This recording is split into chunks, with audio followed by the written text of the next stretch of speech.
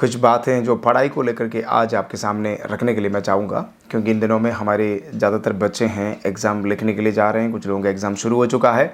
तो कुछ बच्चे को हमने देखा है कि बहुत टेंशन के साथ, बहुत भय के साथ एग्ज़ाम को सामने कर रहा है। तो हम आज आपके लिए प्रार्थना करने के लिए चाह रहे हैं। जितने भी बच्चे एग्ज़ाम के लिए प्रिपेयर कर रहा है, आपको टेंशन लेने का कोई ज़रूरत नहीं, परमेश्वर आपके साथ है। हम मिलकर आपके लिए प्रार्थना करेंगे। जो कुछ आपको लग रहा है कि इट्स इम्पॉसिबल, ये असंभव कार्य को करने वाला परमेश्वर हमारे साथ है, हम आपके लिए प्रार्थना करने जा रहा है। क्या आप तैयार हैं? तो हम आपके लिए प्रार्थना करेंगे, लेकिन प्रार्थना करने से पहले कुछ बातें जो अपने मन में जो आपको ध्यान रखना होता है, उसके बारे में मैं आपको कुछ बातें बताने के लिए चाहूँगा। उसके बाद फिर हम प्रार्थना में आगे बढ़ेंगे। राइट। सबसे पहली बात, अपने दिमाग से आपको ये प्रेशर, ये दबाव क्या बोलते हैं उसको, थोड़ा सा ये टेंशन लेने वाली बात है, उसको छोड़ना है। आजकल लेना वैसे भी हमारा भारत देश के अंदर लोग आपस में थोड़ा देखोगे, मतलब जैसे हम सड़क में जाते हैं तो आपस में देख करके मुस्कुराते नहीं हैं, बहुत सीरियस रहते हैं। तो ये सीरियसनेस आपका हर जगह में दिखाई देता है कि हमारा बचपन में सबसे ज़्यादा हमने सुना हुआ एक वर्ड है नो। जैसे जो छोटे बच्चे होते हैं कि मान लो वो 3 साल का बच्चा जो कोई कुर्सी में चढ़ने के लिए जा रहे हैं, तो माँ बाप क्या बोलेंगे, नो नो नो नो, अब गिर जाएंगे। और कोई पेड़ पे चढ़ने के लिए गया तो बोलेंगे, मना कर देंगे कि भाई नहीं नहीं नहीं, गिर जाएंगे तो चोट लग जाएगी, ये सब चीज़ें। तो जो कुछ हम बचपन में करने के लिए कोशिश किया, हमारे बेचारा हमारा भलाई के लिए उन्होंने बोला होगा, लेकिन वो हमारे ब्रेन डेवलप होते समय, यानी कि 5 साल के नीचे जो बच्चों का ब्रेन डेवलप होने का समय है, उसी समय में इस तरह का बातें हमारे जो माइंड में ज़्यादातर no no no no no करके हमने सुना है, यही बात हमारे दिमाग में जाके कहीं ना कहीं बैठ गए। आज भी वही बात, वो नो हमें पीछे कर रहा है। कुछ करने के लिए आगे बढ़े तो वो नो पीछे कर देता है। एग्जाम लिखने के लिए जाओगे तो हमारा मन में पीछे से वो आवाज़ आती है कि भाई ना ना ना, तुमसे नहीं हो पाएगा, यही बात आ जाते हैं।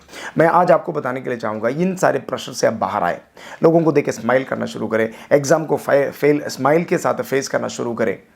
सो हैप्पी मोमेंट आपका लाइफ में आप क्रिएट करें। सड़क में भी जाके देखो तो लोग स्माइल नहीं करते। ये भारत देश का एक बहुत बड़ा श्राप भी है। उसका मतलब क्या है कि हमें थोड़ा सा हैप्पी मोमेंट में है, जो you have to be happy person, right. तो ये मैं सबसे पहले आपको ये बताना चाहूँगा कि आपका माइंड से भी प्रेशर को हटा दे, आप फ्री हो जाए, अपने आप को फ्री हो जाए। चाहे सक्सेस हो जाए, चाहे फेल हो जाए, कुछ भी हो, जस्ट बी फ्री एंड हम एग्ज़ाम लिखेंगे, ये हमारे जीवन में आशीष का कारण जरूर होगा। Number 2, you have to believe yourself. आप अपने ऊपर बिलीव करें, विश्वास करें कि मैं एग्ज़ाम लिखूंगा और मैं पास हो जाऊंगा या मैं पास हो जाऊंगी। ये अपने आप विश्वास करिए।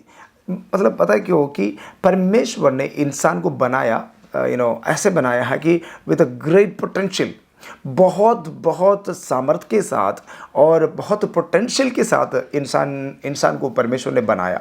लेकिन कई बार हम इस बात पर विश्वास नहीं कर पाते, अपने ऊपर हम विश्वास नहीं कर पाते।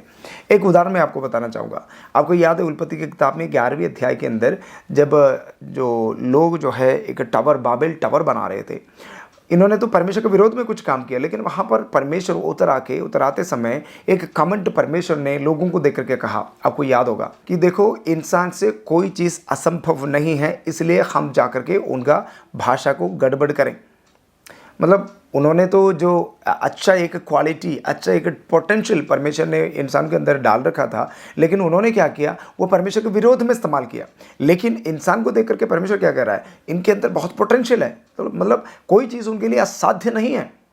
देखिए मित्रों, हमारे समाज में चांदमान में कौन पहुंच गए, और जो टेक्नोलॉजीज़ आज हमारी दुनिया में जो डेवलप किया, किसने किया? इंसान ने तो किया। तो इतना क्वालिटी, इतना जो पोटेंशियल है सबके अंदर प्रभु ने दे रखा है। कुछ लोग उसको इस्तेमाल कर पाते हैं, कुछ लोग उसको इस्तेमाल नहीं कर पाते, बस इतना ही है। तो मित्रों, आपको ये समझ में आना चाहिए कि मेरे अंदर बहुत ज़्यादा पोटेंशियल है, इम्पॉसिबल कुछ भी नहीं है। मैं अगर चाहूँ तो मैं बहुत कुछ कर सकता हूँ। आज आपके ऊपर आप खुद विश्वास करें, बड़ा कार्य आपके द्वारा हो जाएगा, आप कर सकते हैं। उदाहरण तौर पे मैं आपको बताऊं कि आप सेलफोन इस्तेमाल करते होंगे। मोबाइल बनाने वाला कंपनी को अब अगर पूछोगे ना, तो ये कहेगा कि उसके अंदर इतना सारे पोटेंशियल, इतना सारे फीचर्स दे रखा है, ज़्यादातर लोग इसका फीचर्स को इस्तेमाल नहीं करते हैं। एवरेज एक व्यक्ति, बहुत अच्छा इस्तेमाल करने वाला एक व्यक्ति, एक मोबाइल का 10% से ज़्यादा यूसेज को यूज़ करते नहीं, इस्तेमाल नहीं करते।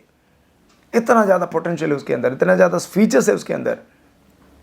देखिए, इंसान को भी प्रभु ने ऐसे ही बनाया और हम भी ऐसे ही करते हैं। पता है क्यों? कि इतना ज़्यादा पोटेंशियल हमारे अंदर प्रभु ने रखा है, इतना ज़्यादा क्वालिटी हमारे अंदर दे रखा है प्रभु ने, और इतना बहुत कुछ हम कर सकता है, लेकिन ज़्यादातर हम कर नहीं पाते क्योंकि हम हमारे ऊपर विश्वास नहीं करते हैं और हमें समझ में भी नहीं आता है कि मैं इतना बहुत कुछ कर सकता हूँ। और अब अपने लाइफ में आप हार्ड वर्क करें, हार्ड वर्क करें, और हार्ड वर्क करने के द्वारा जो आपका लाइफ में जो सक्सेस आपका जीवन में आना है तो प्रभु साथ दे देगा। अगर आप हार्ड वर्क करने वाला व्यक्ति हो तो प्रभु आपको मदद भी करेगा। अगर आप हार्ड वर्क करने का आदत में नहीं है तो प्रभु आपको इस्तेमाल नहीं कर सकता, प्रभु आपको मदद करेगा ही नहीं। बाइबल के अंदर भी आप देखो, जिनको भी परमेश्वर ने इस्तेमाल किया वो सब के सब बहुत अच्छा मेहनती थे। जब जो जो मेहनती हैं उनको प्रभु इस्तेमाल करेंगे, उन्हें प्रभु आशीष देंगे। तो आज मेहनती बन जाइए और आप पढ़ाई के अंदर बहुत ज़्यादा मेहनत करें। मेहनत करने वालों को प्रभु जरूर साथ देता है। एग्ज़ाम लिखने के लिए आप जा रहे हो और पढ़ाई आप वैसे कर भी रहे हो, तो एक और बात आपका दिमाग में हमेशा ध्यान रखिए, you have to be ready to face challenges और फेलियर्स इन योर लाइफ। मैंने शुरुआत में आपको पता है क्या क्या क्या बोला था कि समाज से प्रेशर है, कि माँ बाप का भी प्रेशर है। माँ बाप आजकल आपस में बातें करते हैं तो वो भी ये सवाल करते हैं, यार तेरा बच्चा कैसे पढ़ रहे हैं, मेरे बच्चा तो पढ़ाई कर नहीं रहे हैं या कर रहे हैं, बहुत अच्छा कर रहे हैं। मतलब ये माँ बाप के बीच में एक कंपटीशन मेंटालिटी आ गई और आपस में बच्चों के बारे में वो यही बात करते हैं, तो उसके द्वारा भी वो प्रेशर हमारे ऊपर भी आ जाते हैं और ये कॉम्पिटिशन माइंड हमारे अंदर आ जाते हैं और समय हमें अपने लाइफ में वो दबाव आ जाते हैं, यार मुझे किसी भी हालत में पास करना ही पास करना है, पास होना ही होना है। उसी दबाव को लेकर के फिर हम और परेशान हो जाते हैं।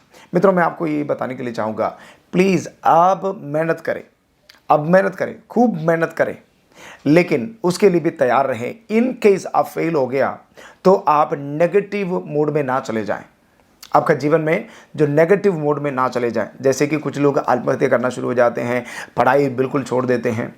आपको पता है जापान और इजराइल 2 राज्य हैं, उनके जो देश में, उनके डिक्शनरी में फेलियर करके कोई वर्ड है ही नहीं। पता है क्यों? उसके जगह उन्होंने क्या लिखा है पता है आपको? उसके जगह उन्होंने ये लिखा है, you have another chance, you have another chance. मतलब कि आपको दोबारा एक और मौका है। मतलब हार गया मतलब कि मैं हार गया हूँ, ऐसी बात नहीं, यू हैव अनदर चांस। तो एक और बात अपना दिमाग में याद रखें कि अगर मान लो कि आप कोई एग्जाम में फेल हो गया तो it doesn't mean that you are failed in your entire life. Exam में हार गया तो उसका मतलब ये नहीं कि आप पूरा ज़िंदगी में हार गए हो।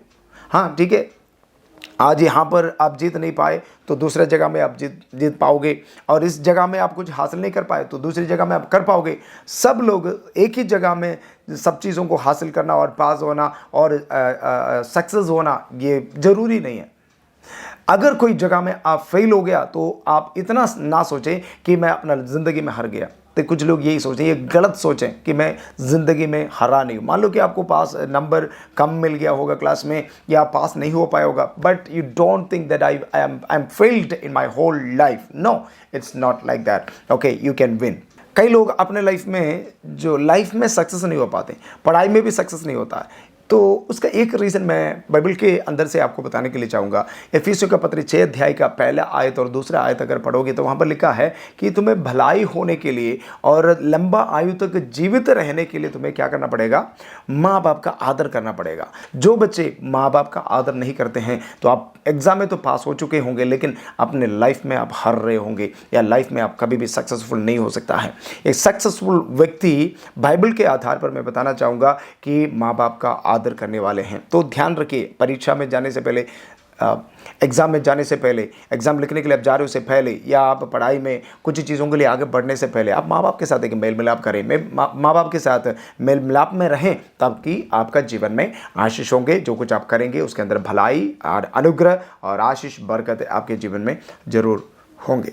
बिल गेट एक बार एक बात बता रहा था कि अपनी क्लास में बैठ कर के एक बंदा उनके साथ बहुत अच्छा पढ़ाई कर रहे थे, हर चीज़ में उनका अच्छा मार्क आ रहे थे, अच्छा नंबर है, सब कुछ है, बहुत अच्छा आगे आगे पढ़ते जा रहे थे। लेकिन बिल गेट देखा, कोशिश किया, इनके तरह अच्छा से पढ़ाई नहीं कर पा रहे, उनके साथ साथ उनके बराबर नहीं आ पा रहे। वो तो बिल गेट हमेशा पीछे पीछे जा रहे थे, वो तो हमेशा पास होते ही जा रहे हैं।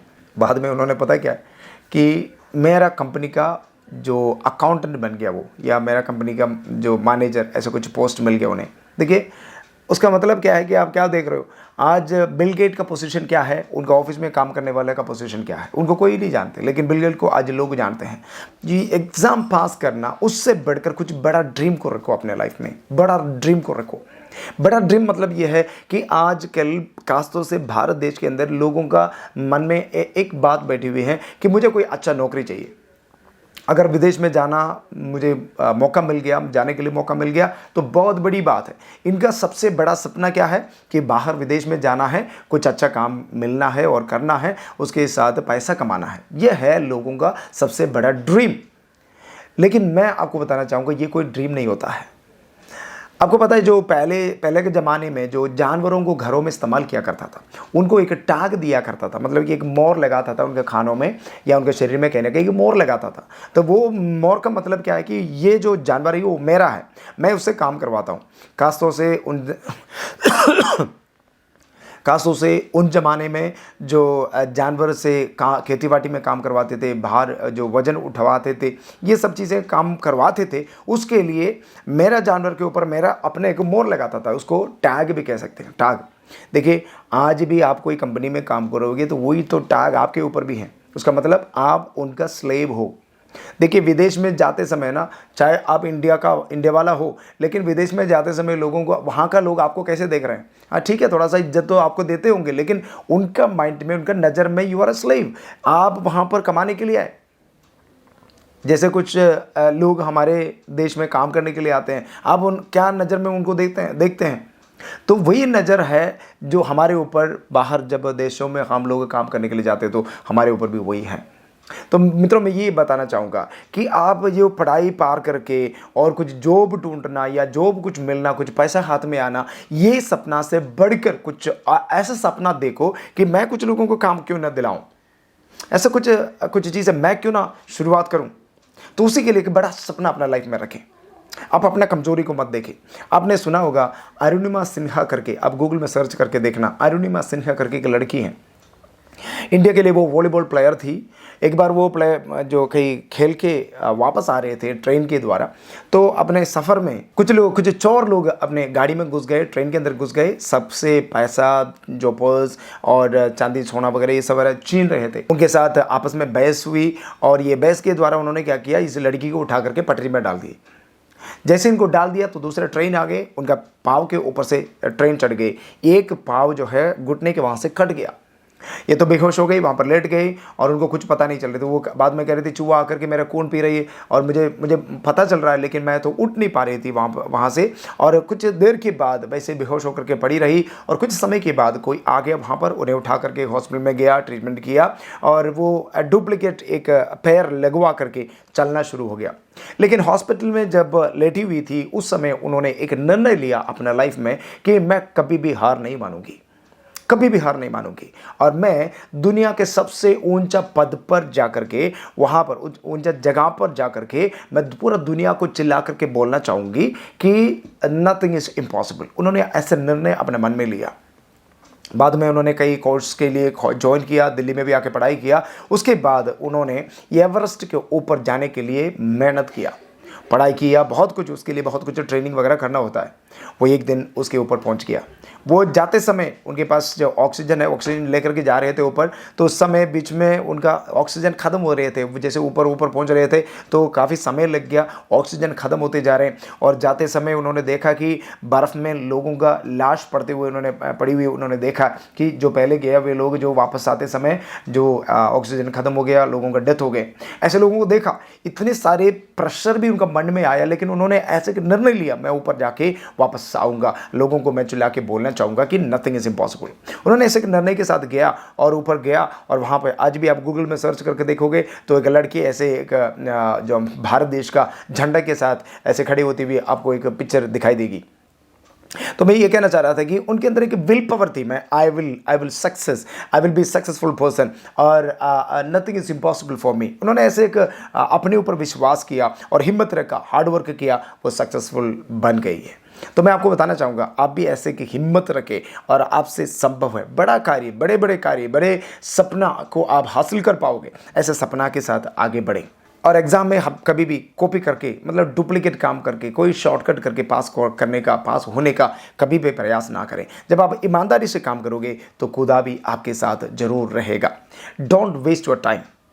अपनी लाइफ में आप टाइम बर्बाद करते रहते हैं और एग्ज़ाम का 2 दिन पहले आकर के बहुत पढ़ाई में मेहनत करते हैं। पढ़ाई तब टेंशन भी आ जाते हैं, बहुत दबाव भी आ जाते हैं, तो उस समय आप बहुत मेहनत करते हो। इतना मेहनत पहले किया होता तो अब आप आराम किए होते। तो आपको अपने लाइफ में कभी भी टाइम वेस्ट नहीं करना, 1 मिनट भी अपने लाइफ में वेस्ट नहीं करना। और दूसरी बात, गेटिंग इन्फॉर्मेशन। आप पढ़ाई को कभी भी पीछे ना छोड़ें। अभी आप एग्ज़ाम पास हो गए हो और ये एग्ज़ाम पास होने के बाद आप अपने लाइफ में पढ़ाई को ना छोड़ें, पढ़ाई को जारी रखें। पढ़ाई को जारी रखें, आगे पढ़ते रहें जब तक मरेंगे नहीं तब तक कुछ ना कुछ तो पढ़ते रहें और कुछ इन्फॉर्मेशन कलेक्ट करते रहें, ताकि आपका जीवन में कभी भी कोई भी आपको पीछे ना छोड़े। आपका लाइफ में जो इन्फॉर्मेशन होता है ना, जो ऐसा कहते हैं information is equal to money. जो इन्फॉर्मेशन आपके पास है वो मनी के बराबर है, ठीक है। उससे आप बहुत कुछ कर सकते हो अपने लाइफ में। और आप कभी भी अपने लाइफ में लेज़ी, आलसी होने के लिए कभी भी कोशिश ना करें। अगर आलसीपन है अपने लाइफ में तो आप जानबूझ करके उसी से बाहर आए, क्योंकि लेज़ी वाला कभी भी ज़िंदगी में सफलता पाओगे नहीं, अपने लाइफ में कभी भी सफल नहीं होंगे। तो बाइबल में भी कहता है कि कई जगह में जो प्रोवर्ब्स का किताब में लिखा है, नीति वचन का किताब में लिखा है कि आलसी ऐसे गरीबी की ओर चले जाएंगे। परमेश्वर का वचन स्पष्ट रूप में कहता है। तो आलसीपन आपका जीवन को खत्म कर देगा, गरीबी की ओर लेकर जाएंगे। इसलिए आपको आलसित जो हालत है उससे बाहर आना होगा, राइट। उसके लिए आप कोशिश करें। बहुत एक महत्वपूर्ण बात अपना लाइफ में ध्यान रखने का यह है कि जैसे आपका 5 साल से लेकर के 20 साल तक, मान लो कि अगर अच्छा पढ़ाई करें तो 20 साल तक आपका पढ़ाई का समय है। ये पढ़ाई का समय क्या है कि ये आपका, मान लो कि आपका हार्ड वर्क का टाइम है। ये आपका हार्ड वर्क का टाइम है। हार्ड वर्क का टाइम में आपको हार्ड वर्क करना है। हार्ड वर्क करने का समय आपको एंजॉय नहीं करना है। पता है कुछ लोग क्या करते हैं कि अरे ज़िंदगी तो एक ही बार है। बच्चों को तो एंजॉय करने में बड़ा मज़ा आता है, खेलने के लिए चले जाते हैं, फ़ोन दे के बैठ जाते हैं, काफ़ी सारी चीज़ें टाइम बर्बाद करते हैं, लाइफ एंजॉय करते हैं। तो 20 साल के बाद क्या होता है, अपने पास कोई सर्टिफिकेट नहीं होता, कुछ प्रोफेशन नहीं होता। तो 20 साल के बाद फिर मेहनत करना शुरू हो जाते हैं। क्योंकि देखिए, मान लो 20 साल तक कोई अच्छा से पढ़ लिया तो उनके पास कुछ सर्टिफिकेट हासिल हुआ, वो सर्टिफिकेट लेकर के कोई मान लो जॉब के लिए गया तो क्या होगा, ऑफिस में जाकर के आप हिम्मत के साथ बोल सकते हैं कि भाई मेरे पास ये डिग्री है और ये प्रोफेशन है, मैं ये सब कुछ कर सकता हूँ। तो वहाँ से मैनेजर या जो जॉब दिलाने वाले वो एक सवाल करेंगे, what is your expectation for your salary में आप क्या एक्सपेक्ट करते हो, आपसे सवाल करेंगे। तो फिर आप डिमांड कर सकते हैं। अगर आपके पास कोई डिग्री नहीं है, अगर आपके पास कोई क्या बोलते हैं सर्टिफिकेट नहीं है, प्रोफेशन नहीं है, तो मैनेजर वहाँ से क्या बोलेंगे, भाई यहाँ पर जो ड्राइविंग का पोजीशन है या जो कुछ जॉब है, यहाँ पर कुछ झाड़ू पोछा करने का कुछ जो वैकेंसी है, आप वो कर लो। नहीं तो फिर छोटा मोटा काम जो मशीन लगाना ऐसे कुछ काम है यही कर सकते हैं, लेकिन उसमें क्या सैलरी हम डिमांड नहीं कर सकते हैं। वहाँ पर वो जो डिमांड करेगा उसी के अंदर हमें अपना जॉब में लगना चाहिए। और वहाँ से फिर अपना ज़िंदगी को कैसे काटोगे, 10,000 15,000 आपको मिल गया, इससे फिर पूरा लाइफ का एंड तक आप हार्डवर्क करते रहोगे। अब मिस्टेक कहाँ हुई कि 20 साल तक आपका हार्डवर्क का समय पर आपने क्या किया, एंजॉय किया। तो फिर एंजॉय करने का टाइम क्या हुआ, आप मेहनत करना शुरू हो गया। फिर 60 साल 70 साल तक आप कैसे मेहनत करोगे, फिर घर का सारी जिम्मेवारी आपके ऊपर है, बहुत कुछ दिक्कत हो जाओगे, आप अपना लाइफ में थक जाओगे। तो मित्रों, जो बच्चे हैं, मैं आपको दिल से कहना चाहूँगा, please don't waste your time, don't be lazy. और आपको हार्ड वर्क करना है, ज़्यादा एंजॉयमेंट ना करें। आप एंजॉय करें लाइफ 20 साल के बाद, पढ़ाई के बाद आप खूब एंजॉय करिए, नहीं तो फिर बाद में पश्चाताप करना पड़ेगा। सुलेमान के बारे में आप जानते होंगे। सुलेमान को प्रभु ने बोला कि मैं तुम्हें ज्ञान और सामर्थ दूंगा, तो उन्होंने मांगा प्रभु से और प्रभु ने उसको दे दिया है। और माइल्स मुनरो करके के परमेश्वर के दास है, आपने सुना हुआ अपने लाइफ में, नहीं तो फिर आप गूगल में सर्च करके देखिए या यूट्यूब में देखिए, उनका काफ़ी सारी वीडियोस हैं। माइल्स मुनरो अफ्रीका का एक बंदा था, ज़्यादा पढ़ा लिखा नहीं थे, लेकिन ये बचपन से लेकर के बाइबल पढ़ना, परमेश्वर को वचन से एक बहुत बड़ा लगाव थे उनका। वो लगाव के द्वारा क्या हुआ कि परमेश्वर को वचन सीख करके और परमेश्वर को वचन के साथ ये लगाव के साथ आगे बढ़ते रहे। मैं खुल मिला करके आपको बताऊं, बाद में वो ऐसा एक व्यक्ति बन गया, 7-8 देशों का जो प्रधानमंत्री होते हैं, जो प्रेसिडेंट्स होते हैं, उनको सलाह देने वाला व्यक्ति बन गया। Advisor of many countries. ये कैसे हुआ कि जब परमेश्वर के वचन के साथ एक लगाव हुई थी, तो उस समय परमेश्वर ने उन्हें ऐसे उठाया और परमेश्वर ने उनका बुद्धि और ज्ञान को खोला। तो मैं वही आपको बताना चाहूँगा। दानिएल को देखो, परमेश्वर उन्होंने उनका बुद्धि को खोला। यूसुफ को देखो, जहाँ पर भी यूसुफ रहा, जहाँ गया तो वहाँ पर यूसुफ सबसे उत्तम व्यक्ति बनकर रहा। कैसे?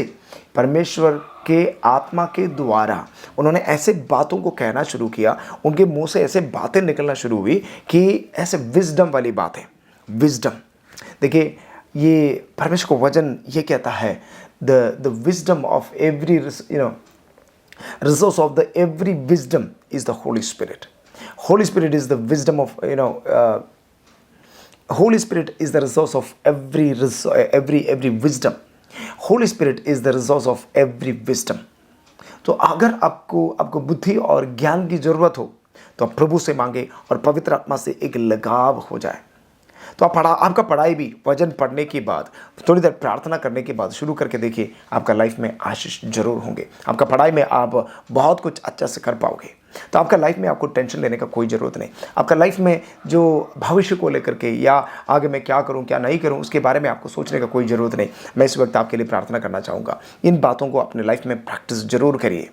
पवित्र आत्मा से एक संबंध बनाइए और वचन के साथ एक लगाव हो जाए, क्योंकि वचन के द्वारा ही सारे साइंस तो बन गए हमारे पृथ्वी में। सारे जो केमिस्ट्री है परमेश्वर के वचन के आधार पर ही बने हैं। तो वो पवित्र आत्मा जिन्होंने सारे ब्रह्मांड को रचाया है, वो पवित्र आत्मा अगर आपके दिल में काम करें तो कोई ही कमी आपका जीवन में नहीं होंगे। बुद्धि, सामर्थ्य सब पवित्र आत्मा आपको दे सकता है। आप आइए, पवित्र आत्मा के साथ एक संबंध बनाइए। अब मैं आपके लिए प्रार्थना करना चाहूँगा, मिलकर प्रार्थना करें। तो आपको टेंशन दूर करना है, जो भी टेंशन है आप दूर करिए, जो प्रेशर ये सारे दूर कर दीजिए और मेहनत करने के लिए आप तैयार हो जाए। और आप आइए मेरे साथ प्रार्थना करिए। आपका एग्ज़ाम के अंदर आप फेल नहीं होगे, प्रभु आपके साथ होंगे और आप इस एग्ज़ाम में पास हो जाओगे। जीसस, अगर कोई बंधन शैतान का तौर पे आप पढ़ाई नहीं कर पा रहे, मन नहीं लग रहा या कुछ पढ़ रहा हूँ और समझ में नहीं आ रहा, ऐसा कुछ भी बात हो, आप मेरे साथ प्रार्थना करिए। यीशु नासरी के नाम से आपके जीवन में ऐसे कार्य जरूर होगा जो आप सोचे हो उससे बढ़कर चमत्कार आपका लाइफ में होंगे, चमत्कार आपके लाइफ में होंगे। आइए अपनी आंखों को बंद करें, मेरे साथ प्रार्थना करें। पिता परमेश्वर, इन सारे बच्चों को लेकर के, परिवारों को लेकर के आपके पासों में आता हूँ। खुदाबंद यीशु, आपके चरणों में हम मिलकर आते हैं। खुदा, खासतौर से जो बच्चे एग्ज़ाम का प्रिपरेशन कर रहा है, जो बच्चे एग्ज़ाम लिखने के लिए जा रहे हैं, उन सारे बच्चों के लिए, उनका जीवन के लिए, उनका करियर के लिए हम मिलकर प्रार्थना करते हैं। परमेश्वर, इस वक्त जो एग्ज़ाम को लेकर के उनके मन में जो भी टेंशन है, नासरी यीशु के नाम से कहता हूँ, उस सारे टेंशन इनके जीवन से दूर होने पाए। नासर यीशु के नाम से एक बहुत बड़ा हिम्मत उनके अंदर आने पाए। नासर यीशु के नाम से कहता हूँ परमेश्वर, जो शैतान इनका पढ़ाई को लेकर के, पढ़ाई को ख़त्म करने के लिए, ख़राब करने के लिए सोच रहा है, नासर यीशु के नाम से हम कहते हैं कि ये आज से लेकर अच्छा से पढ़ने वाला व्यक्ति होने पाए। इनके जीवन में बड़ा चमत्कार होने पाए, कोई कमी इनके जीवन में ना आने पाए। अच्छा से एग्जाम लिखने के लिए प्रभु मदद कर, परमेश्वर का कार्य उनके जीवन में होने पाए। In the name of Jesus I release all the blessings into their study. ये अच्छा से याद करके लिखने वाला होने पाए, अच्छा से याद करके लिखने वाला बनने पाए। प्रभु उनको आशीष दे, उन्हें आशीष दे, उनके भविष्य को प्रभु बना दे, कमजोरियों को दूर कर प्रभु जी, सामर्थ को दे। नासरी यीशु के नाम से हम इनके ऊपर आशीष कहते हैं। जो अगला एग्जाम लिखने के लिए जा रहे हैं उसमें पास होने के लिए प्रभु मदद कर, अच्छा नंबर से पास होने के लिए मदद कर। पवित्र आत्मा, मैं आपसे विनती करता हूँ, इनके साथ चले जा और लिखने के लिए मदद कर, अच्छा मेमोरी पावर दे और जो कुछ उन्होंने पढ़ाई किया वो याद दिला दे और अच्छे से लिखने पाए, कोई टेंशन ना होने पाए। एवरी टेंशन, जो एग्जाम के समय पर जो बीमार हो जाते हैं, नासरी यीशु के नाम से वो चंगे होने पाए। In the name of Jesus, जो सिर में दर्द हो जाता है, उल्टी जैसा फील हो जाती है, यीशु के नाम से वो सारे दूर होने पाए। अच्छे से एग्जाम लिखने के लिए प्रभु मदद कर और लिखने के बाद जब रिजल्ट तक जो टेंशन रहता है वो टेंशन फ्री रहने पाए, टेंशन फ्री रहने पाए। प्रेज गॉड, जीवन में आशीष पाने के लिए प्रभु मदद कर। आपका नाम लेकर आशीष कहते हैं, प्रार्थना सुन ले, धन्यवाद, महिमा आपको मिले, यीशु मसीह के नाम से मांगते हैं, आमीन आमीन आमीन। ओके, प्रभु आप सबको आशीष करें। ऑल द बेस्ट, अच्छा से लिखिए और इस वक्त इसी साल नया आशीषों से प्रभु आपको भरने पाए और अच्छा रिजल्ट प्रभु आपको देने पाए। God bless you.